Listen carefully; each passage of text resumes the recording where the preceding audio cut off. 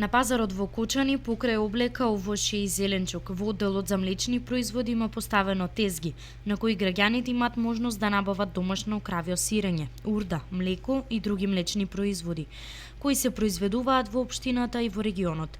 Производителите на млечни производи нудат два вида на сирење, старо и така наречено младо сирење, кое поретко се бара на пазарот. Сирењето со маја, сириште се вика тоа, ама треба пресно да се направи, да стои да преврие, после се продава тоа сирење, старо сирење, квалитетно сирење.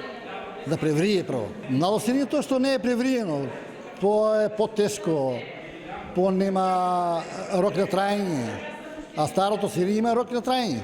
За тоа како се произведува сирењето разговаравме со млекар од Кочани, кој долги години се занимава со производството на квалитетно сирење и урда. Сол се става на сирењето со едра со крупна сол. И колку прибере толку. А урдата не треба да се сол не става, ти ставаме во фризерот. Сите сакат да не е солена. Попресна да биде. Сепак производителите се задоволни од поборувачката, затоа што на млечниот пазар во Кочани граѓаните можат да најдат квалитетно сирење како и други млечни производи. Инаку цените на домашното сирење веќе подолги години се константни, односно изнесуваат 240 динари за килограм.